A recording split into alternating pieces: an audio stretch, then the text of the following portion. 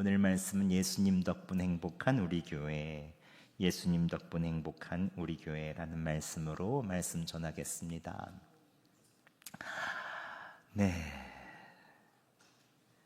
가끔씩 수도 공사를 할 때가 있죠. 그럴 때마다 단수가 될 때가 있습니다.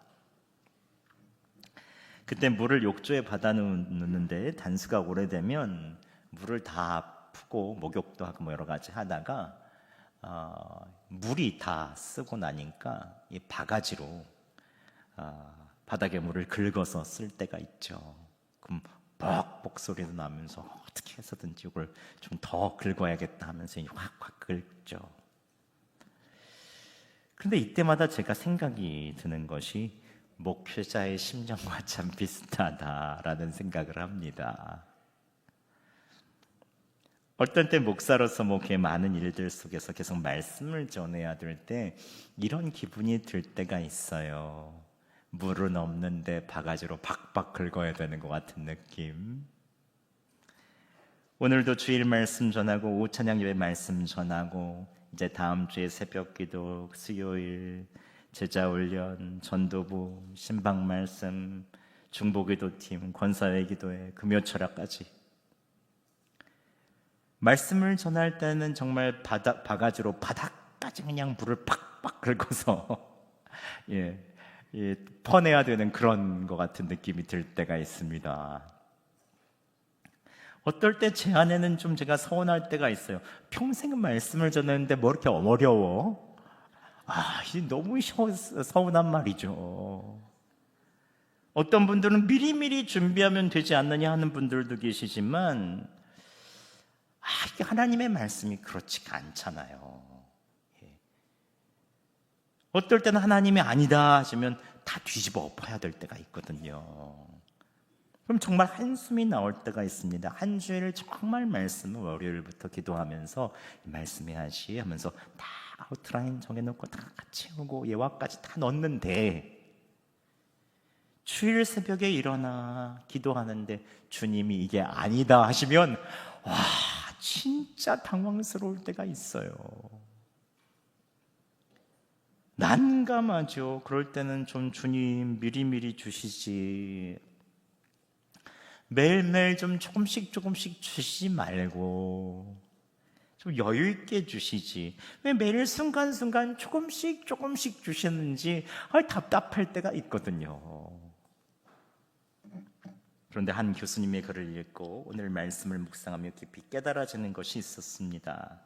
유재덕 교수님의 삶을 변화시키는 소울 카페에 소개된 일화가 있는데요, 제가 예전에 한번 말씀드린 적이 있었어요. 2차 세계대전이 끝나갈 무렵 승리한 연합군은 전쟁 고아들을 살폈습니다. 부모를 잃고 전쟁에 있는 고아들이 얼마나 불쌍해요. 그래서 연합군들은 그 아이들을 잘 보살폈죠. 근데 아이들이 잠을 편하게 못 자는 거예요. 먹을 것도 충분히 주고 군인들이 사랑으로 돌보고 정성껏 돌보는데도 아이들이 잠을 못 자는 거예요. 아이들은 계속 두려워했고 신경은 극도로 예민해졌습니다. 잠을 못 자면 신경이 예민해지잖아요. 결국 군인들은 정신과 의사에게 자문을 구했는데 의사가 한 가지 방법을 제안했습니다. 아이들이 잠자리에 들 때마다 빵을 배급해서 그 빵을 먹지 말고 머리맡에 놓아두라는 거죠. 밤새 그냥 머리맡에 놓아두라는 것입니다. 저녁에 아이들이 잠자리에 들기 전 빵을 배급하고 머리맡에 놓아두고 아이들이 잠을 청하기 시작했는데 놀라운 일이 벌어졌습니다. 아이들이 너무 깊은 잠을 자는 거예요. 아이들이 내일도 먹을 수 있는 빵이 있다는 것에 안심하고 그때부터 깊은 잠을 자는 거죠. 유재덕 교수님은 이거를 읽고 나서 갑자기 성경 말씀이 생각이 났는데 오늘 우리가 읽은 오병이어의 사건이 생각났다는 것입니다. 특히 오병이어 기적 뒤에 사람들이 배불리 먹고 나서 12바구니에 음식을 남겨둔 것이 생각이 났다는 거예요. 저도 참 그게 궁금했거든요. 예수님같이 정확하시고 하나님의 아들이신 주님께서 12바구니가 남았으면 사람들 싸주시면 되잖아요. 우리도 식당에서 반찬 남으면 싸주잖아요. 드세요 하고 다 싸주죠. 모두 가난하고 넉넉하지 않은 사람들인데, 다시 먼 길을 돌아 집으로 가야 하는 사람들인데 주님 싸주실 수도 있으시잖아요. 그런데 왜 배불리 먹고 나서 그 조각을 모아서 12바구니에 담아 놓으셨을까?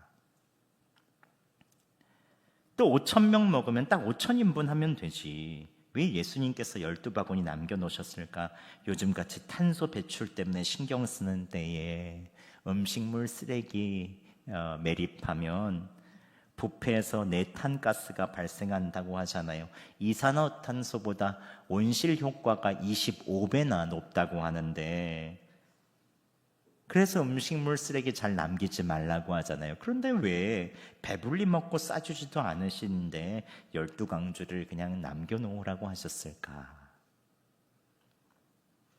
저도 빵을 머리맡에 두었던 그 소년들의 이야기를 보면서 이 12광주리의 떡을 생각하니, 이 남자만 5,000명이니 아이들까지는 수만 명이잖아요. 수만 명이 예수님 따라다니면서 그 광주리의 떡만 보면 얼마나 든든했을까 싶을 것 같아요. 12광주리 떡을 보면서 이 광주리 떡 만드신 예수님이 지금 우리와 함께 하시지. 저분은 언제든지 기적을 만드실 수 있는 분이야. 부족하면 언제든지 채우실 수 있는 분이야. 그러면서 안심할 수 있지 않았겠어요? 12광주리만 봐도 뭐 여분의 떡이 필요할까? 싸가지고 가는 사람도 없었을 거예요. 이 주님 계시니까 뭐 충분하지. 아마 광야에서도 잠을 쿨쿨 자지 않았을까요? 내일 먹을 거 염려하지 않고. 저도 이거를 읽으면서 다시 한번 오병이어의 기적을 바라보게 되었습니다. 특히 12광주리에 남은 떡을 보면서 예수님께서 나와 함께 하시지 하면서 광야에서 잠이 들었던, 밤새도록 예수님 따라다니며 잠자던 이 사람들이 얼마나 행복했을까. 비록 광야에 이슬도 내리고 밖에는 그렇게 따뜻하진 않고 불편한 곳이지만 예수님 함께 계시니 너무 행복했을 것 같아요. 저도 그 순간 깨닫게 되더라고요. 주님, 내게 설교하며 준비하는 일들을 통해서 매일 주님을 바라보게 하시는구나. 어떤 날은 기뻐하며 주님 말씀 주셔서 감사합니다. 어떤 날은 머리를 쥐어 뜯으며, 제 목양실에 머리털이 되게 많거든요. 맨날 머리를 쥐어 뜯고 주여 하거든요. 주여. 주님께 간구하며 내 안에 계신 예수님께 물으며 보내는 그 시간이 예수님이 내 안에 계심을 확신하는 훈련의 순간이더라고요.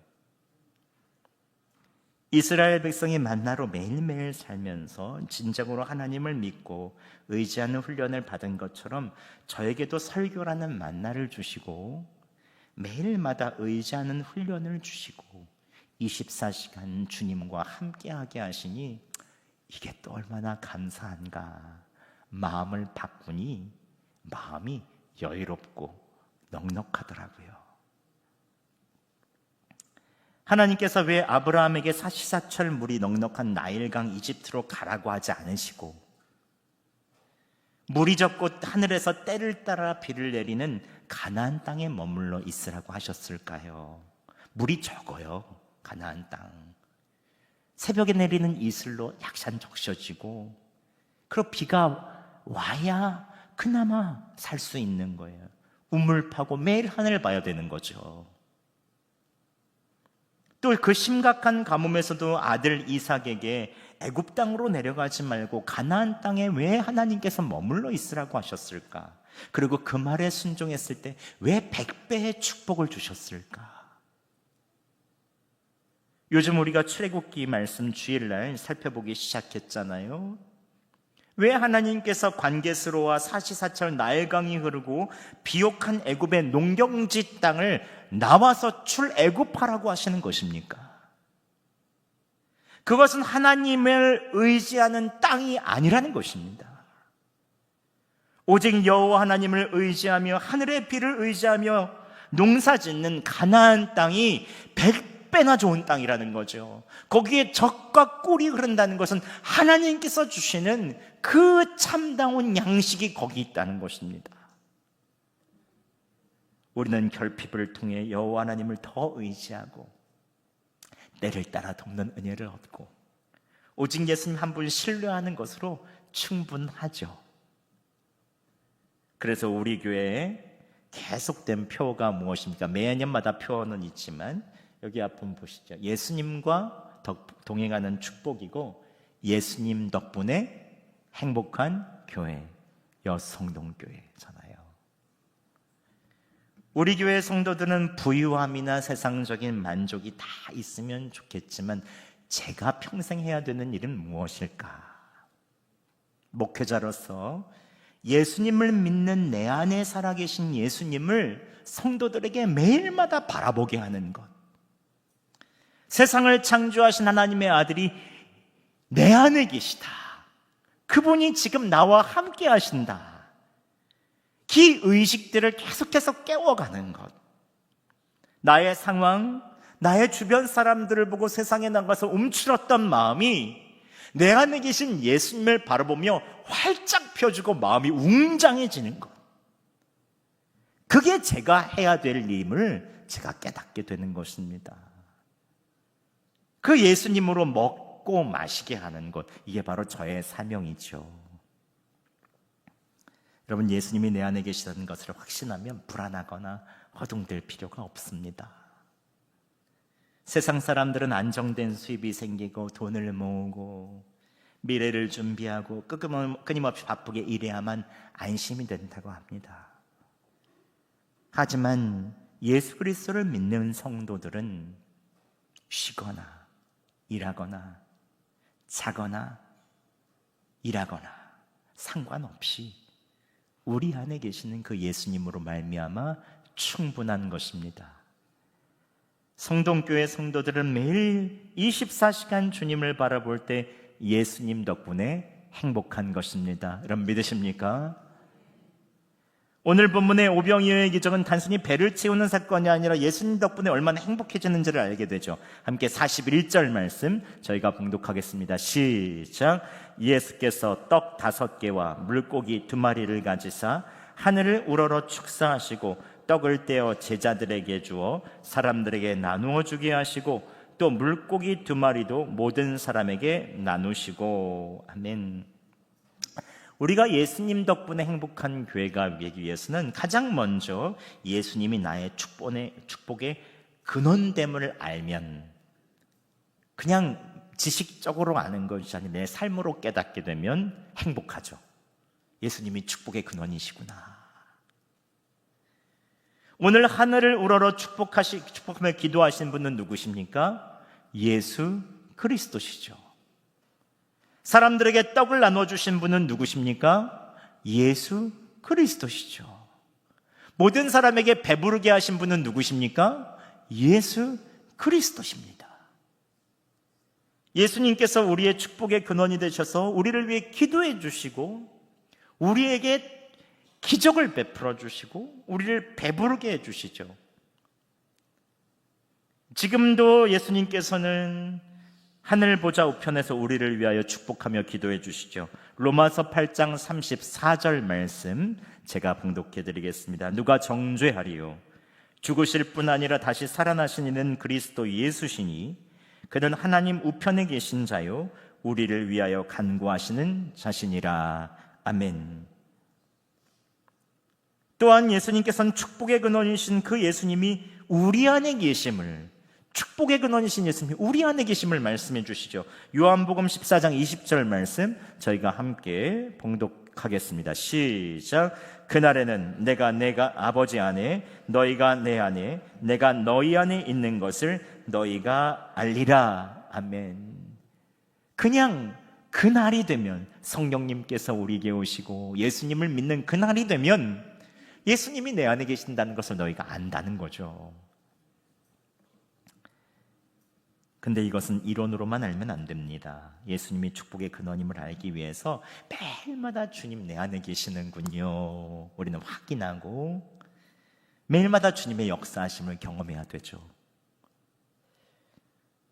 물론 주님이 내 안에 거하시는 것이 무엇인지 경험해보지 못한 상태라면 처음에는 무리를 걷는 것 같은 결단과 도전이 필요합니다. 내가 해보지 않은 것, 자신의 죽음을 선포해야 됩니다. 그래야 주님이 내 안에 사시기 때문에 그렇습니다. 이전의 습관되었던 옛 습관들을 이제 죽었다 하고 선포하고, 이제 예수님께서 말씀하신 새로운 방식으로 주님께 묻고 주님께 항상 친밀하게 나아가야 하는 것입니다. 꾸준함과 인내도 필요합니다. 왜냐하면 우리는 워낙 우리 마음대로 살아왔기 때문에 주님 안에 사는 것이 익숙하지가 않죠. 시간이 필요합니다. 훈련도 필요해요. 결코 주님께서 우리에게 다가오시지 않으셔서 그런 건 아닙니다. 주님은 이미 내 안에 계시죠. 여러분, 예수님이 기뻐하지 않는 것은 마음에 품지 마시기 바랍니다. 우리 마음에 다른 마음을 품지 마세요. 왕이신 예수님 우리 마음의 중심에 모시기 바랍니다. 그러면 그때부터 예수님께서 죄가 우리를 지배하지 못하도록 우리 마음을 지켜주십니다. 그때부터 예수님이 포도나무요 우리가 그의 가지가 됨을 알고 우리를 통해서 주님의 역사가 나타나죠. 그런데 그때부터 42절에 배부름의 역사가 나타납니다. 함께 42절 말씀 저희가 봉독하겠습니다. 시작. 다 배불리 먹고. 아멘. 예수님 덕분에 행복한 교회가 되기 위해서는 예수님께서 우리에게 배부르게 해주심을 경험해야 우리는 비로소 행복합니다. 배부르게 함을 경험해야 돼요. 매일 주님과 함께 하시면서도 배가 고픈 사람이 있습니다. 마음이 여전히 허전한 사람이 있어요. 매일 예배를 빠지지 않고 심지어 새벽 기도에, 철야 기도에, 수요 기도에 다 참석해도 내가 가진 삶에 뭐가 부족하다고 마음이 허전하신 분이 있어요. 성경을 백독해도 그런 분들이 있어요. 왜 그런 것입니까? 중요한 것은 예배나 기도나 성경 읽기가 아니에요. 우리에게 중요한 것은 예수 그리스도십니다. 만약 예수님만에 거하고 배불리 먹는 경험을 못하면 예배를 드리고 기도를 해도 성경을 읽어도 배고픕니다. 그냥 종교 생활에 불과한 것이죠.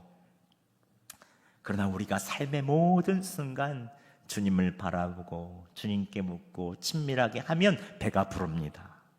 만족이 있어요. 가정에서, 직장에서 길을 걸을 때도 주님을 먹고 마시면 배부른 것이죠. 저도 어제 찬양을 하는데 그냥 길에서 지나가면서 찬양을 하고, 또 목양실에서 혼자 기타 치면서 찬양하는데도 왜 이렇게 감격이 확 드는지. 주님이 나를 사랑해 주시는 분이시고 자격 없는 나를 위해서 주님께서 모든 것을 주셨고 내가 기쁨으로 주님과 함께 동행의 길을 간다는 찬양을 하는데 왜 이렇게 마음이 벅차오르든지요. 주님은 언제나 나를 위해서 축복해 주실 수 있고 언제나 떡을 주실 수 있는 분이 내 안에 계시다는 그 한 가지 사실만으로 우리는 배가 부르죠. 만족합니다. 여러분, 예수님과 영적인 친밀한 관계를 맺으시기 바랍니다. 주님께서는 배부름을 허락하여 주실 것입니다. 마지막으로 예수님 덕분에 행복한 교회, 행복한 성도가 되기 위해서는 배부름을 넘어 풍요롭게 해주시는 분이심을 우리가 발견해야 합니다. 함께 43절과 44절 말씀 저희가 봉독하겠습니다. 시작. 남은 떡 조각과 물고기를 12바구니에 차게 거두었으며 떡을 먹는 남자는 5,000명이었더라. 아멘. 다 먹고도 남은 떡 조각과 물고기가 12광줄에 가득 찼습니다. 이것은 무엇을 말하는 것입니까?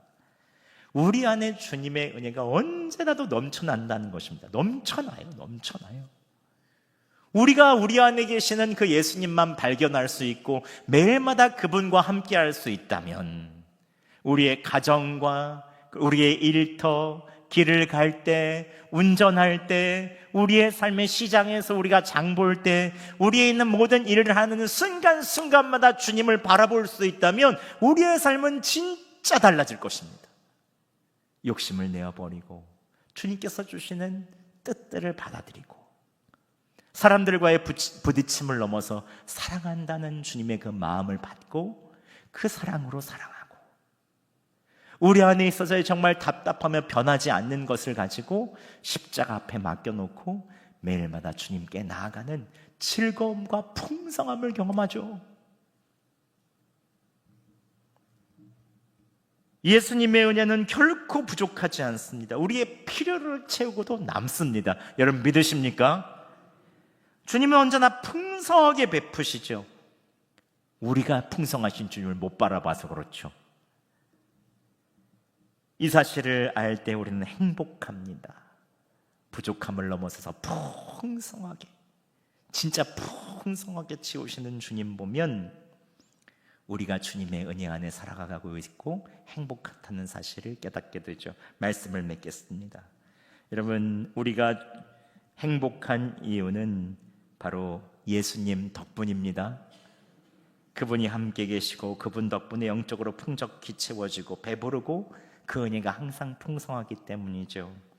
그 행복을 기억하며 오늘도 이번 주 딱 예배당 문을 나가시면서 그때부터 예수님과 함께 동행하는 여러분 되시기를 예수 그리스도의 이름으로 축원합니다.